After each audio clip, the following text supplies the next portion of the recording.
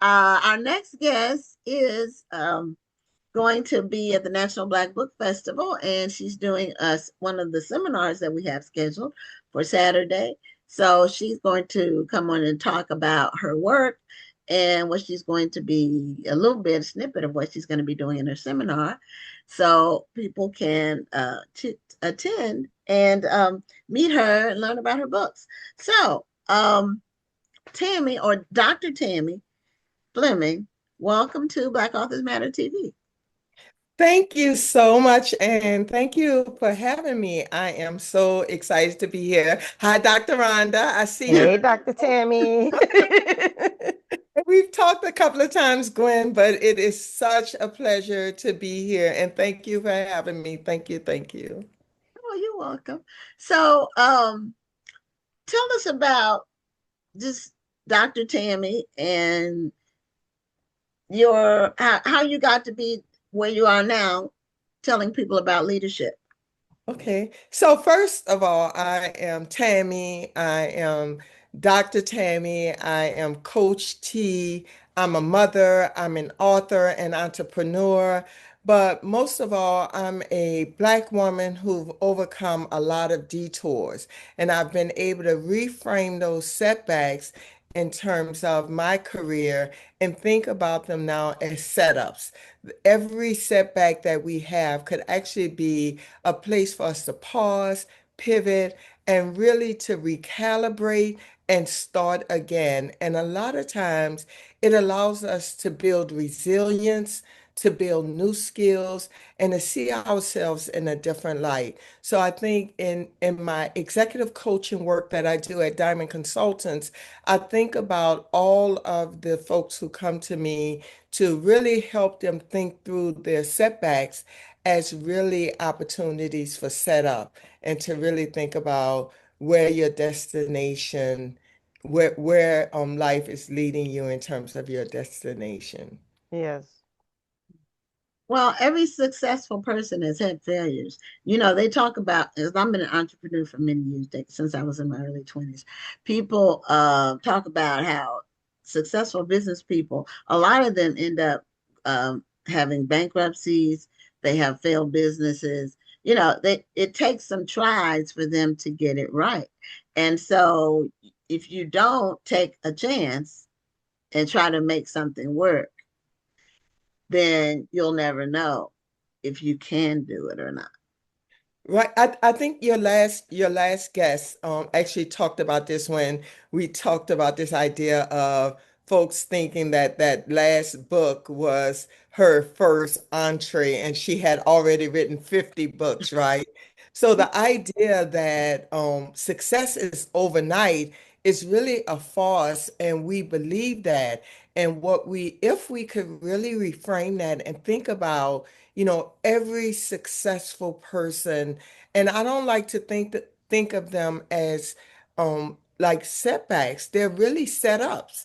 They're really opportunities for us to pivot and pause. And as I write in a book, I talk about the different pathways and the different detours that I took on my journey. And guess what? If I hadn't had those detours, I wouldn't be the entrepreneur I am today. I wouldn't be the executive coach I am today.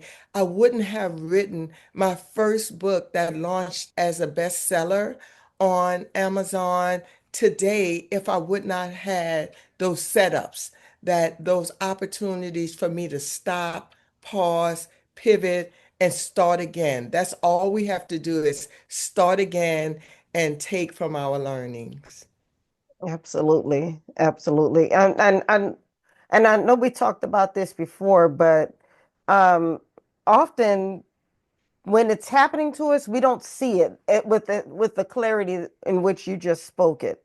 That sometimes has to come later. We have to step back and take a look at it. So, can we talk about what was your process of just stepping back and taking a look and saying, what I thought was a setback was a setup. What I thought was a curse was actually a blessing. How long did it take for you to actually realize that? Oh my God, Dr. Rhonda. So talk about hindsight being 2020, right? Because in the middle of it, we're really functioning from an emotional standpoint. What the heck is happening here? Why am I being overlooked? Why am I not getting that position? But a lot of times, if you could just recapture yourself, recalibrate, and think through it, sometimes those were blessings in disguise. But in a moment, you don't feel that way, right? So, what Hmm. I do in the book is really talk about this idea of what emotional intelligence really is, what it means to have some insight into what's happening with us on a day-to-day basis. Because if we're operating with our emotional self, it doesn't align with our logical self. So those two things don't work together well. So you either, a lot of times, if you can balance it, it's well.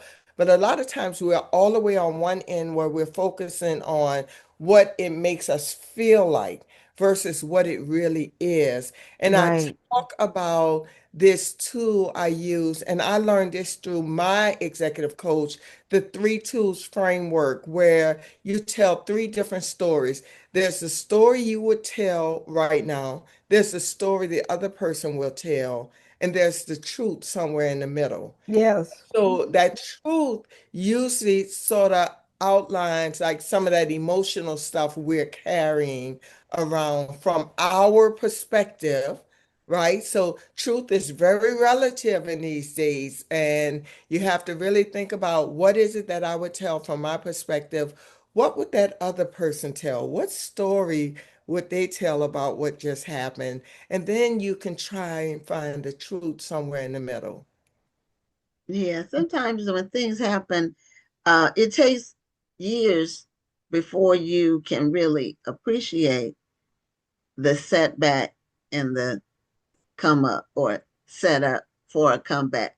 Uh, and because of the emotional connection, but also at the time you may have gone through something, you don't realize that there's a tomorrow or there's a next month or there's next year.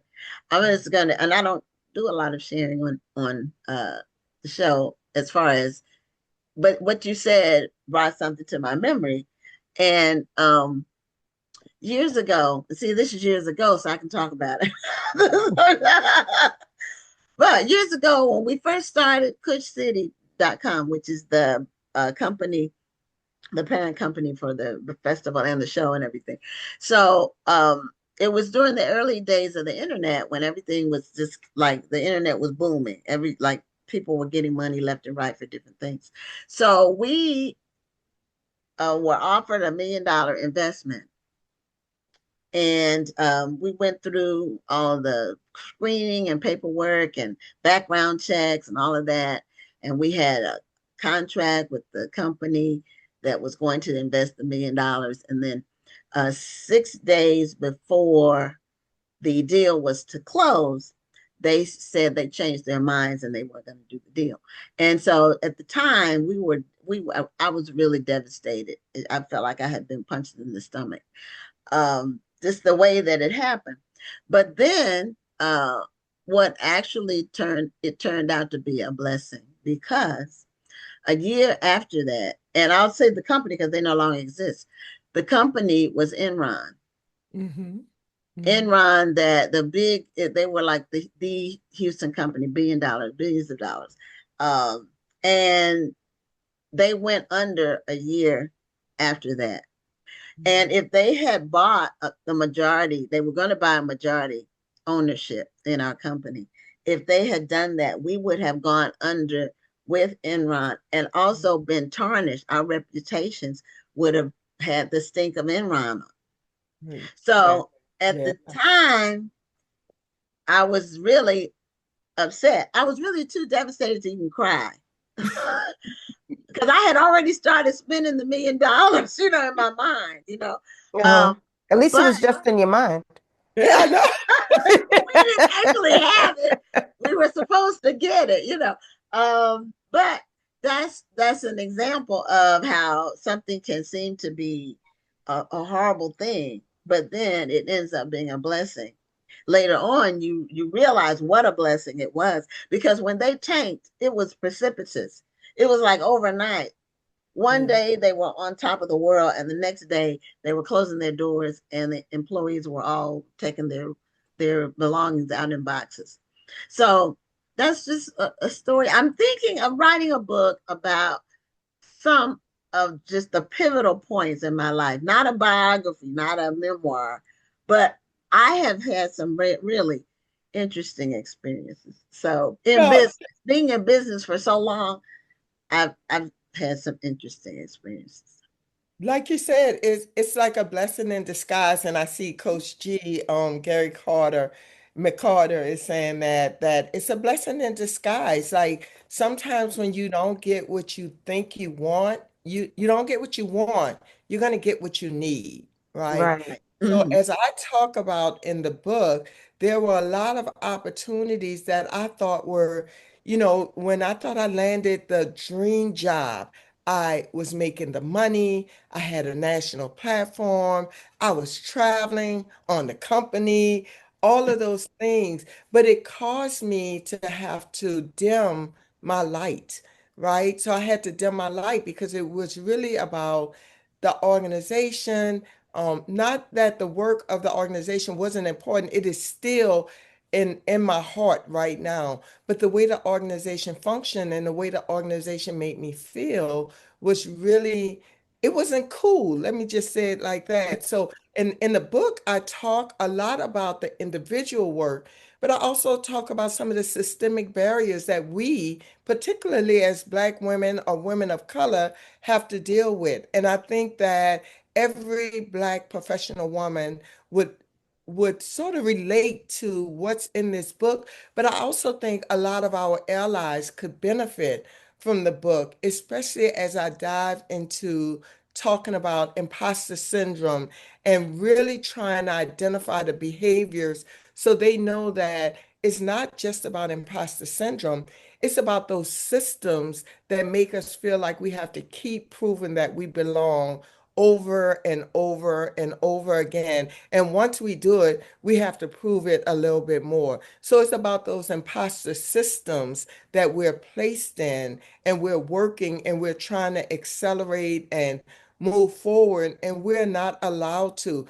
But I think another piece of that is, and Dr. Rhonda, you and I got a chance to talk about this last week, is that Mm-hmm. there's a difference between being seen as a technical expert, which a lot of women of color are pegged as the go-to, the Right. closer, the fixer, but we always fall short of getting those positions, VP, executive director, presidents. And a lot of us do get it. Don't get me wrong, but there's a lot of us who are stuck in the middle, and we don't understand that there's a gap, what I call the leadership gap, between being seen as a technical expert and being seen as a leader. And there are two different skill sets. And one, you do need those technical experts to be, those technical skills to be seen, but it Mm-hmm. doesn't make you a leader. It does not make It you a leader. just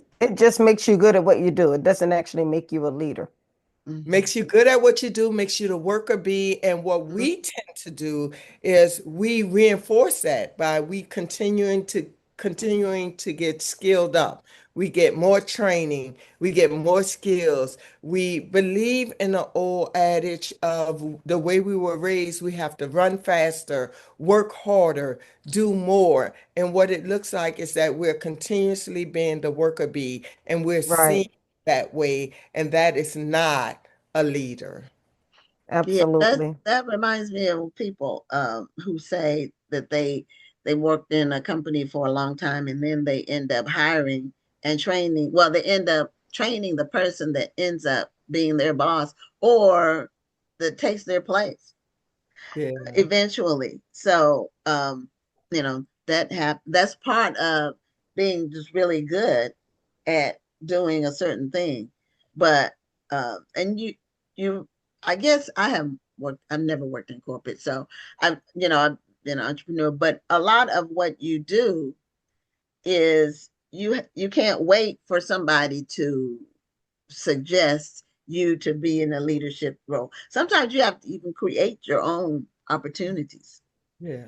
Yeah, you have to step into leadership. And what I say in the book is, leadership is less about doing and more about being, right?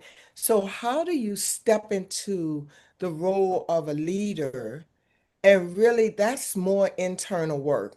And what I think a lot of us do, especially high achieving Black women, we tend to try to focus on the external forces. We get more trainings. We are more credentialed than Hmm. anybody in the workplace. We have more letters The in our highest name educated of all the races. of all the races, right? And we continue to do that. But leadership is more about some of that internal work. How do you actually feel and exude your presence? How do you own it when you walk in a room? And what we had a chance to talk about, Gwen, last week was the fact that when you're in a room, your presence is known. But when you have executive presence, when you're not in a room, that's also noticed, right? Because people are looking for your energy and making sure your voice is at the table, that you are visible. And I talk about this idea of voice,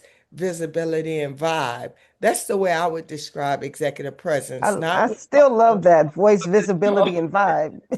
voice, visibility, and I vibe. love a good alliteration. Yes, yeah. It's like that's what I think, like our ability, the way we say things, what it is we say, how we own our storytelling, that is a skill that we have. And the way you show up, and your vibe, your energy, what is it giving off? And for me, in the book, one of the things I do, there's a really good balance, I think, between saying what we have to do and what the systems have to do. So I owned a lot of my stuff. Like I have to own that I had to deal with imposter syndrome. I had to deal with this idea of professionalism that I was holding on to. And that professionalism was what we talked about, Dr. Rondo, in your dissertation in terms of Black women being pegged a certain way in system. Hmm. But it's because we hold on to this notion of what it means to be professional, and it doesn't allow us to be our authentic self, right? So, what is Right. authenticity? And at its root, it's about us being truthful and honoring our emotions, honoring our goofiness. I'm the goofiest person you will ever see. Love having fun and enjoying myself and enjoying people around me. But in the professional settings, I was stiff. I was seen as cold, and I can see that now.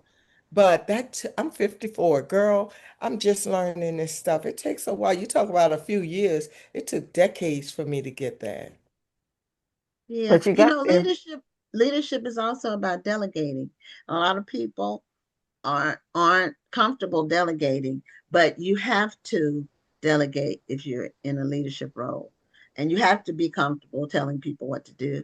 And you have to be comfortable with there being I don't want to say a barrier, but when you are leading people and you are managing people and you're in charge, you have to be comfortable making decisions and you have to treat everybody with respect.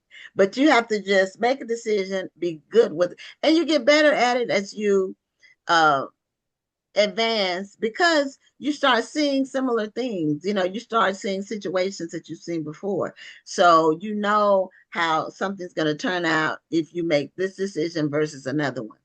And there's nothing new under the sun. That's what but you start seeing repeat situations and behaviors. You do get some new ones, I will say, with our event being 18 years old. Uh, Mm, every year the pattern is the same. The yeah, crazy stuff happens in the last month. The really crazy stuff happens in the last 2 weeks, and yeah. it's never exactly the same, but I know it's going to be crazy stuff happening. so that's what So I'm ready for it, but I still get somewhat surprised. Just some of the new crazy. You just never really Isn't know. that one of the fabulous things about leadership? We talk about technical leadership and adaptive, those things that you can predict, and there are things that you cannot predict. And one of the things I would think about is as we think about being, I think there's a difference between being a boss and being a leader. And early in my There is. career, I Yes, was a boss. I was ready. I was holding on to, look, I'm the boss, I'm the supervisor, I'm gonna tell you what to do. But what I know now is that if I can motivate people to do what they know they need to do, Right. then yeah, that's a totally different thing than me telling you to do it my way because there's 50 million ways to do the same thing, and my way is only one way. And if I can honor and respect that, there are people who work with me, who work alongside of me, above me, and beneath me, who have different ways of accomplishing the same thing. But that is the difference between a boss and a leader. And then, secondly, is there are things that you can predict, but as a leader, hey, I'm gonna predict that there's some stuff that's gonna be crazy, and some of that I can Mm-hmm. own, and some of that I gotta work my way through in the moment. That is what true leadership is about. And I think this book really addresses a lot of that. yeah. And you need to be able to recognize people's talents. Yes. Everybody has different skills or different things they lean toward. Just different talents that they have. Um, and when I went to college at first, I thought I was going to be in nursing. But I quickly found out that that was not my personality. It was not for me. Uh, I can't take care of strangers. I can take care of family members and loved ones, but touching a stranger, I just couldn't do it. And that's when I switched, when I had to go into the hospital and actually touch a stranger. And so, but I should have been in the business school all along. I just had to find the point where I needed to make my pivot and still get out in 4 years. And so, don't be afraid to make a change, you Mm-hmm. know, Yeah. so you can do something that really makes you happy, that really makes you use your best skills to shine yourself. Right. So sometimes, if you think about the detours, sometimes we're, like you said in the beginning of this conversation, we are taking them as setbacks. But a lot of times, those are opportunities for us to pause, to pivot, and to go a different way because maybe that's not where we should have been heading in the beginning. So nursing, if you would have kept going on with nursing, you wouldn't be in the 18th year of No, I would nominal. have been I wouldn't have been able to do it. I would have been so miserable. I would be no good at it. And I don't like doing things I'm not good at. That's That's one thing. If I try something once or twice and I don't get it, I don't have to master it, but I have to see that I can master it, then I move on. This is not I just some people are good at just keeping going until they get it like for long, long, long, long time. No, if I'm going to be good at it, I figure I'm going to pick it up pretty quick. quickly. But Yeah. Dr. Tammy, I can definitely see why your book debuted at number one because you are, and just like Gary McCarter said in the yeah, Gary McCarter said in the comments, come on, dropping jewels, Tammy.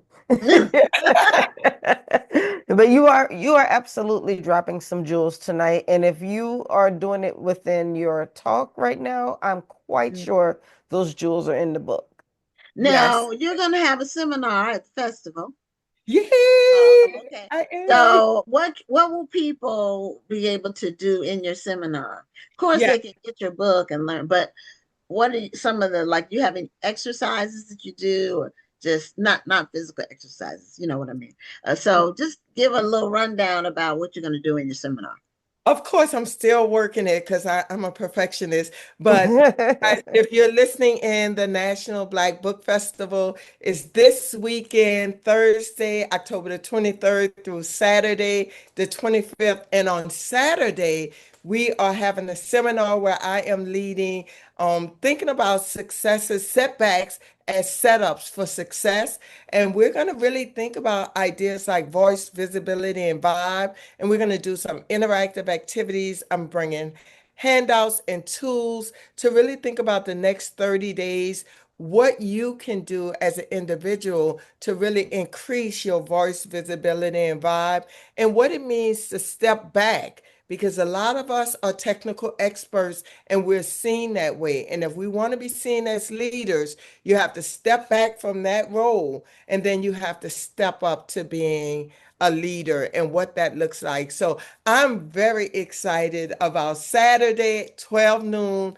I do have a vendor's table, so I'll be there selling books, and my twin daughters are joining me. So, Yeah, Rhonda, you'll that's get to nice. meet them. Oh, They are joining. Family affair. Yes, it's a family affair. They will be joining me to help me out a little bit, but I'm very excited about your 18 years of success. I'm looking forward to joining all the other authors and having a great time at the event. okay. Well, we look forward to seeing you. And now, where do you live? Where are you traveling I from? am in Sharon Hill, Pennsylvania. I'm originally from New Orleans. Nola is in the Oh, house. I'm looking at okay. people online. Okay. All New right. Orleans, Come yeah. on, Nola. Yes. Did I tell you I'm from, you know I'm from New Yes, Orleans, I know Tammy. you. I Yeah. follow both of you. I follow Oh, the great work that both of you are doing. And again, I just want to thank you because it's not only uplifting your platform, but it helps other authors like me. I'm a first-time author. And Dr. Rhonda, I went through your course on the 8 tips of taking advantage of my 5 minutes of fame. I hope you can see I've taken it all seriously. I've taken it seriously. And all the tools that both of you are offering to authors, it's just been really wonderful to follow your lead. Thank well, you. thank Thank you you. so We much. We appreciate that. appreciate the support and the kind words. Yes. Okay. Well, we'll see you this weekend and take care. Have safe travels to Houston. And we look forward to it. Thank you. Talk soon. Okay.